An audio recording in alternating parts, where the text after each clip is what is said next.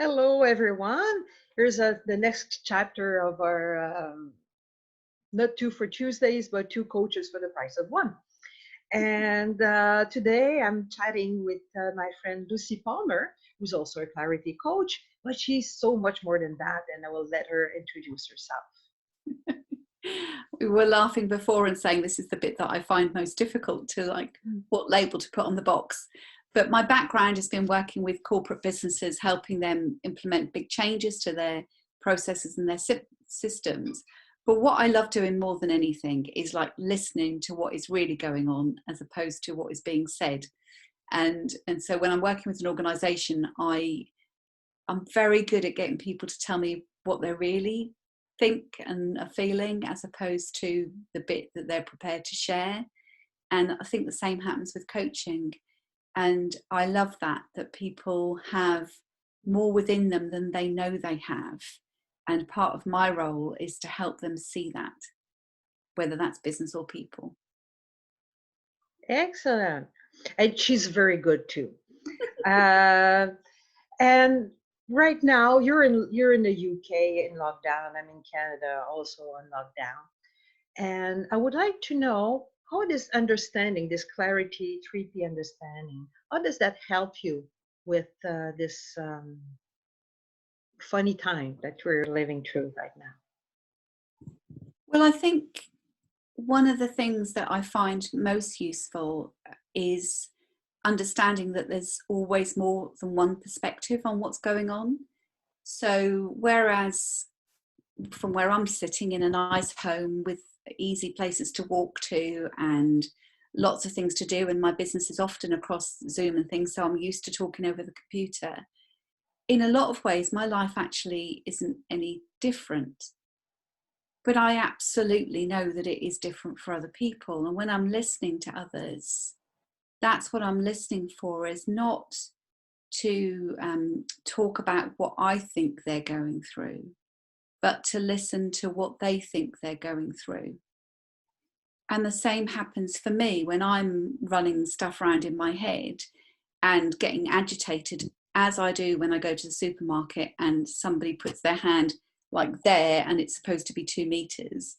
I find myself getting angry and feeling scared, and I come out and I'm feeling like major stress. And I've learned that I just need to take a deep breath, because actually there is a very slim possibility that they might have been carrying the virus, a very slim possibility, but that's out of proportion with how scared I feel in that moment.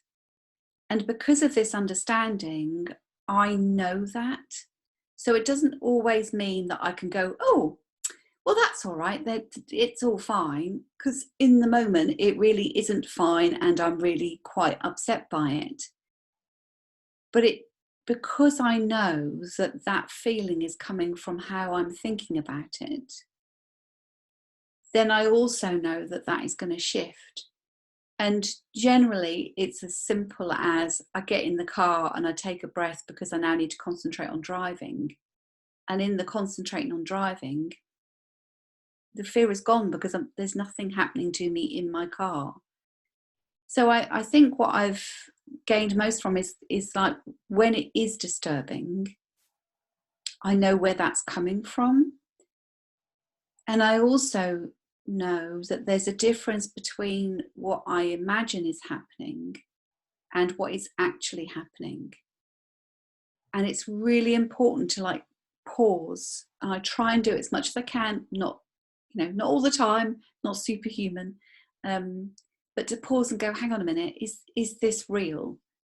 Is there, did anybody actually touch me? No. So I can go home and I can wash my hands, or whatever the scenario is. I look for what is actually happening and what can I do about it. And if I can do something, I do it. And if I can't, then I try and do something else. Not to make everything all happy clappy and like nothing's really happening, but just because in the distraction of doing something else, I will calm down. And once my adrenaline has calmed down, I will be seeing the whole situation completely differently. And the stuff I've done to myself to scare myself, I can see through it. And it's been really interesting because I live in a little area where there's 27 houses together, and we're all mixed age groups. Everybody is responding so differently. And there's some people that are really happy. You know, I'm generally really happy. My neighbour next door but one is struggling because she believes that she gets her satisfaction in life from being with others. And so when she can't be with others, she doesn't know that she's okay. Whereas I know I'm okay inside, the spirit that I am is okay. There's stuff I don't like happening, but fundamentally I'm okay. And once I can see that, then I'll have an insight, or I'll find a way through it. And she's not doing that. And it's been really, really interesting because we can chat at a distance. We're allowed 2 meters between us. We can have a chat. And gradually, just by like giving a couple of different perspectives and just saying, you know, do you notice what's going on there? Or did you see this? She's like, well, I never realized that. And because she was so scared and so focused on the I've got nobody, she couldn't see what she did have. And that's been really lovely for me to witness. Not that I want her to be upset, but really lovely to witness the difference between when somebody goes, I'm stuck, I'm alone, I can't do anything, I'm not allowed to do this.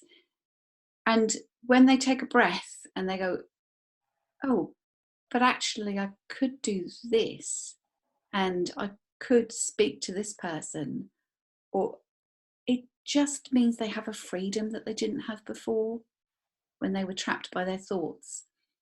So I'm learning from myself, I'm learning from other people, and I think this understanding has really, really helped me see just how different people's perspectives are.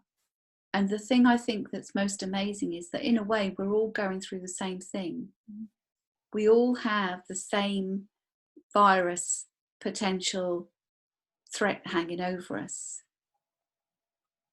But what we make of that and how we turn that into something to be afraid of, or something that we can do something about, that's what's really making this experience very different. And I'm glad that most of the time I can see that, unless I'm in a supermarket with somebody doing this. And then I take a few moments longer. We're all human, right? Sometimes we forget. That way we shake our little snowball and we don't see clearly anymore. And then, but the beauty of this understanding is we don't stay in the snowball for too long. Yes, that's a much more succinct way of saying what I just said. Yeah, because we shake it up, and then we watch all the little particles racing around, and like, well, is it going to settle? When is it going to settle? And we're focused on that rather than actually trusting that what's shaken up will settle. And when it is settled, we can see clearly. Maybe I should explain with the snowball thing. Everybody's seen at Christmas, those balls with you shake and there's snow and then you don't see clearly anymore. That's what I meant. Is that when you're in your thoughts, it's like you're shaking, you're in this snowstorm of your thoughts. And then when you calm down a little bit, it's, oh, is it true? What if this happened? What if this happened? And you say, well, what if there's nothing to it, right? And then the snow goes down and then you see clearly again. That's what I meant. Because it's probably not clear for everyone. Speaking in codes. That's because we've had a shared experience. Exactly. We've had a shared experience on a training course where that was used. And that's one of the other lovely things about when you start to really understand that there are more than one perspective, is that what seems really obvious and logical to us wouldn't be understood by somebody else who hadn't had our experiences. And that's, once you realize that, then you can't expect people to know what you're thinking, and you can't expect to know what somebody else is thinking, because it's in us, it's in them. We don't get to see that part unless they want to share it with us. And then when they share, if we listen deeply, we'll hear what they're thinking. And that's what will show us how much of the snow globe is being shaken and how much of it is being settled. Beautiful.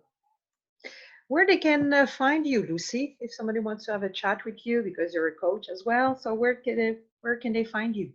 Well, I'll put it on the comment. That's a very good question, Martine. And in the same way as I'm not good at explaining what I do, I also don't advertise. So the place you can find me is Facebook. Okay. So you can look up Lucy Palmer and you'll see my picture, because I don't know that there's anything else that could be identified. Perhaps if we put a link into my Facebook Messenger, I'm very happy to hear from people. And if I can help you think more clearly, then that's exactly what I'm here to do. Thank you for your time, Lucy. Really enjoyed our chat together. Thank Stay you. safe. Thank you. Bye-bye. Bye.